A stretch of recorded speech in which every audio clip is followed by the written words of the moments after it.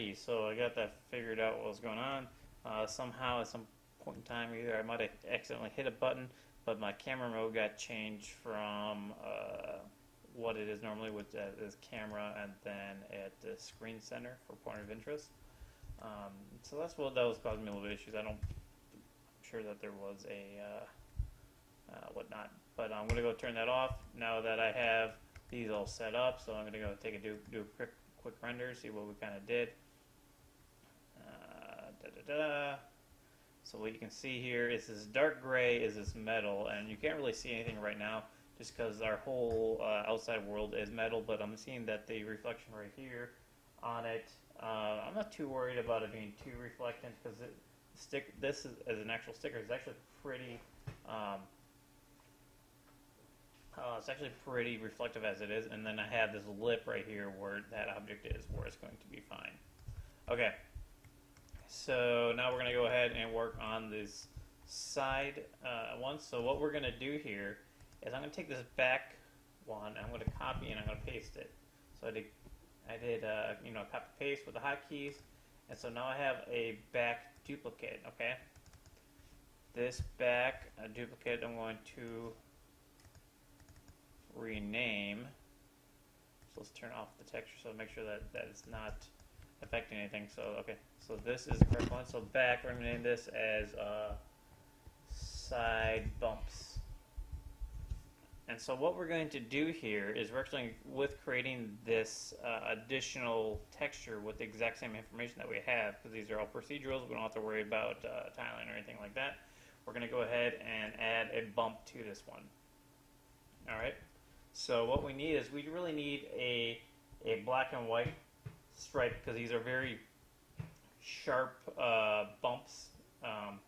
These are very sharp ridges, not really as sharp as it's going to cut you, but sharp as in it's not a blurred ramp from black to white. So it's very sharp as in it goes from black and then right to white right away. So I did a little Google search for black and white stripes, and I'm going to select this one that I have here. I'm going to save this image. Call it, that's going to just rename it. Take off these numbers right here, delete it, and I'm going to put it into my folder with the boombox, into the textures area, black and white stripe, hit save. That's perfectly fine. Now I'm going to go back to Cinema 4D, and then I'm going to import that file. So I actually have two files there. It looks like I took the same thing.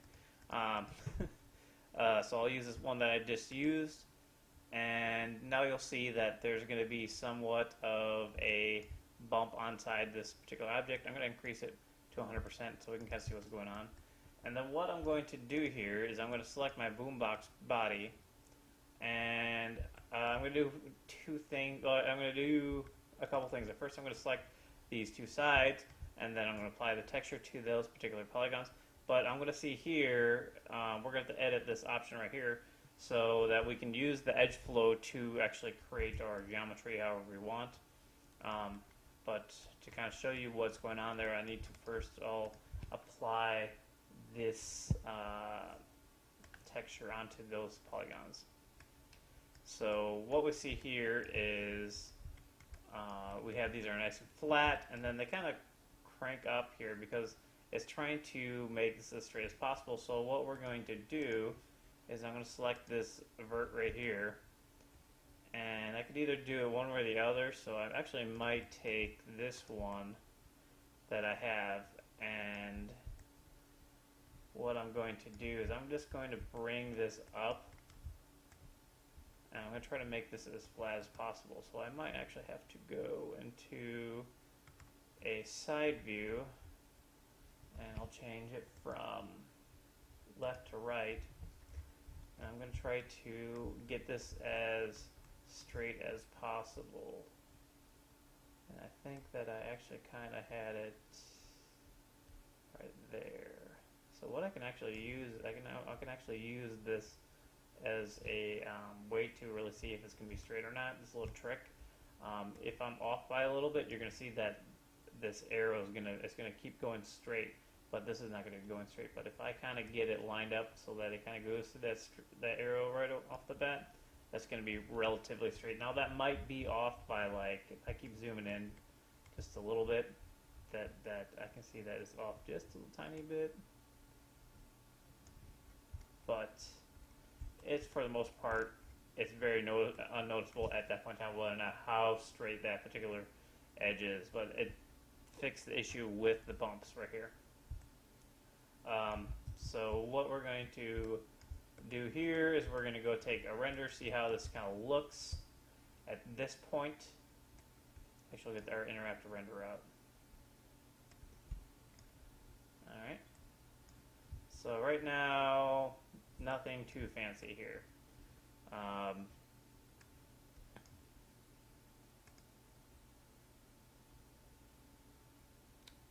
So what we're going to do here is we're going to select this texture tag at the this is applied to, and we're going to do something here with we're going to increase the tiles that we have for that. So I'm going to do the length view. We'll do it like 20 times.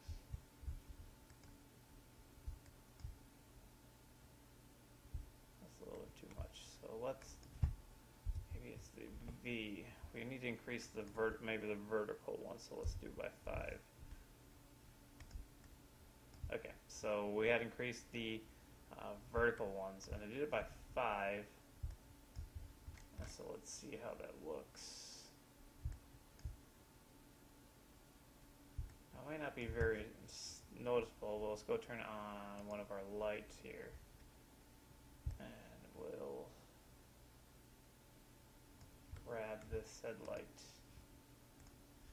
And we're going to move it around so we can kind of see some bump action going on with this.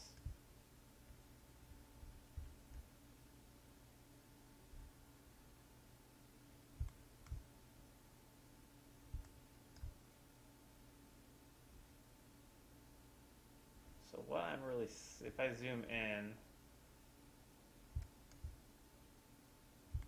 I'm seeing that there are some issues with this particular texture.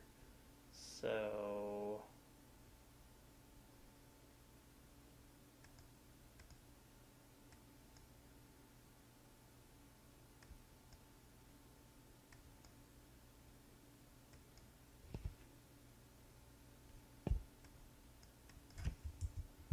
have to play around with some of these settings.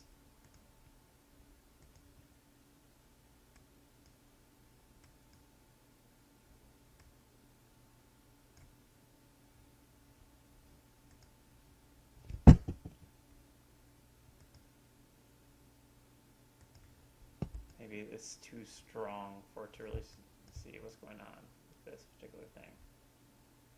And it could be that I have to increase my interactive render view so it kind of renders a little bit better.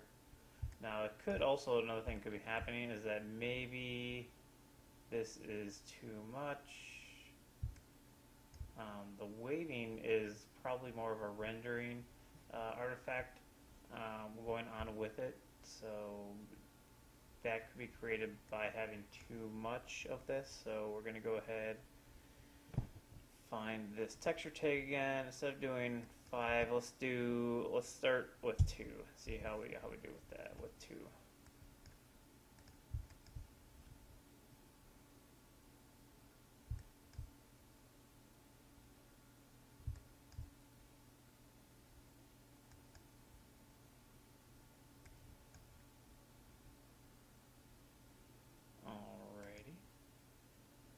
See what we can get with the displacement here. Now you guys don't have to follow along just yet. I'll go ahead, we're just going to kind of experiment with this a little bit. See if we can get a little bit more to said model with some displacement. Okay.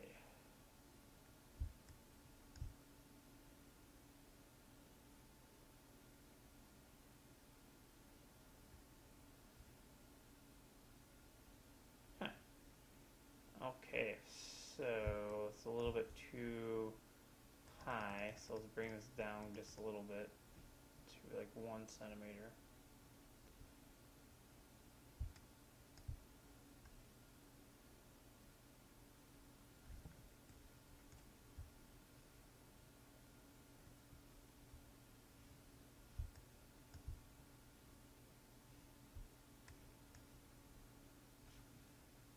Actually, what we might do is that we're going to turn off this displacement. So I kind of see what's going on now. We're going to, instead of doing projection type UV mapping, we're going to do a flat UV mapping. So we can kind of see what's going on. We're going to go into our texture mode right here, and we are going to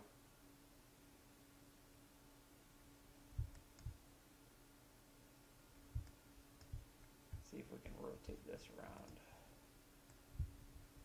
Rotate this 90 degrees. So now it's at a right angle. And let's move it around so I can kind of see what's going on. Well, that looks a little bit better. That should keep everything aligned correctly, so I didn't have any weirdness going right there. And we'll just increase this a little bit. Let's do 4. Let's double it. So now what we're seeing here, hopefully it'll render pretty good. That I am getting this look of a lot of. It's very subtle. Now let's go into the side things. See if we can turn off the use bump a little bit and see what happens there if I turn off this side bump.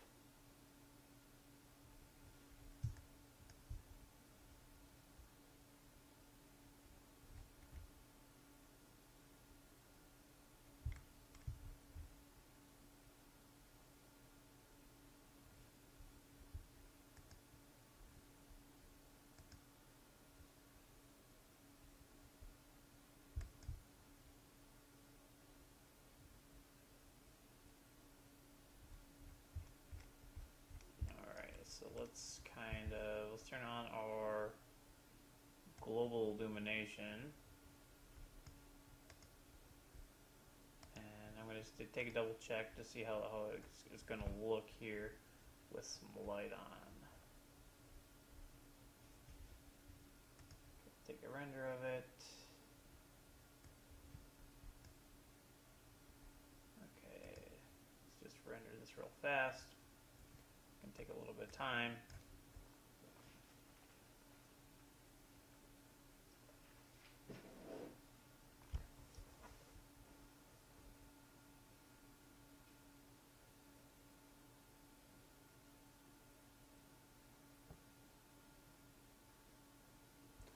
Okay, so now what I'm seeing here is I have these like little ridges right here. I'm sure if we bump up different settings inside the render, turn on the anti-aliasing, or bump up the anti-aliasing a little bit more. That's the best. Let's do 16 by 16. This is going to increase it a little bit more. The reason why I'm doing this is so that I can see how it's actually going to look. So I want to crank up all these settings just to make sure that this is going to work correctly. Of course, again, this is going to take up a lot of time to render. You guys don't have to go about doing this part in particularly. But now we can get a better look at how that's going to work. Okay, now I'm looking at it. I can definitely see the slots. I'm getting that little bit of look like it's kind of moving around, but that is this is more of a computer artifacting going with textures. The texture that we did use is pretty big. It's a 256 by 1440. So that is fine. So I've turned off on the bump that I have the strength up to 100. The MIP fall off I turned off because if I look at it, it's giving it a little bit stronger look to it. And the reflection, see what happens if I use the, I'll go ahead and turn the use the bump on correctly.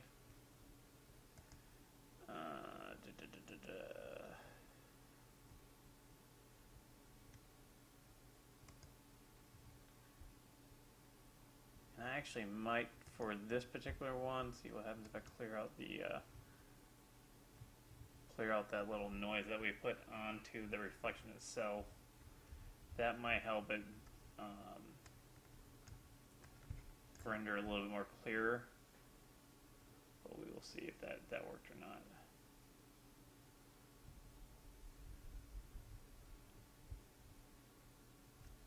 Again, this is more of a subtle spot, so it's not going to take away a whole lot if this doesn't look exactly correct. All right. So that works, and then all we're going to do here is I'm going to turn off this lighting here. Both of them. I'm just going to do the same thing to the other side real fast. So here we go. We're going to select the body. I'm going to select faces. I'm going to select these bottom two faces, aren't they? Yeah, bottom two faces. Select these two bottom faces, add the side bump to it. I'm going to go ahead and change it to flat, and then I'm going to go ahead and I'm going to, in this display, change it to the left so I can see this side. What I'm going to do is I'm going to go ahead and I believe I brought this one up. I don't have the benefit of it being up exactly the same spot, but I'm going to eyeball it. That looks like it keeps everything straight. Alright, and then I think we're going to see how many times we repeated this. So 4 times we tiled it. So I'm just going to select this. I'm just going to repeat it 4 times. There we go. So that is going to be set for this side itself. Since we did all the math and since both sides are exactly the same, I don't have to worry about messing with all the settings. They're inherited from the material themselves. So that works pretty fine. Next thing we're going to do is we're going to add this bump to the handle. So what I'm just going to do is I'm going to select this face right here, and it kind of just goes on this face. I'm going to add this bump to it. Bam. Then what we're going to do here is that we are going to select this texture tag for it, and I'm going to change it to flat. Okay, and then I'm going to go to my texture mode, and I'm going to rotate this around, because this is the direction that the texture is being applied to. I'm going to go rotate it around -90, and so now I should see that I have some something going on right here. Take a render of it. Let's see, render the whole thing. Actually, probably not going to render anything because I don't have any lights on. Let me turn off my global illumination, and then I'm going to just render it out again. So it doesn't look like it's really being projected very well.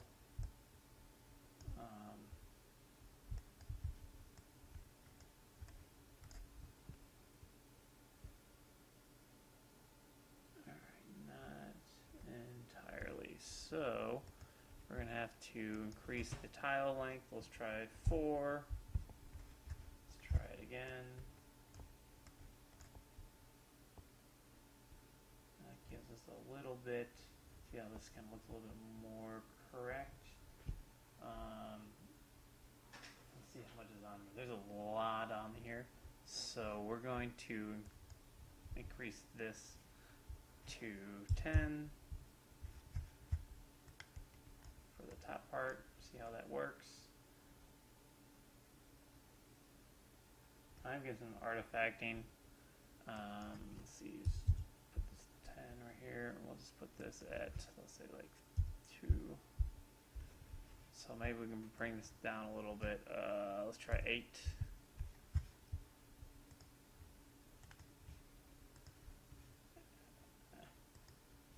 Get some more stuff in. Okay, take my interactive render selection right there.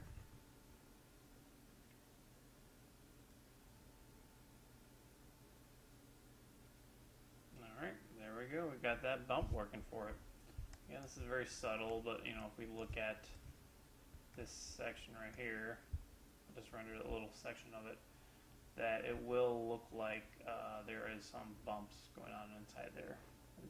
Again, it's very subtle, but those on the handle themselves aren't very deep. They're very subtle themselves. Alright. So that is it for this particular video.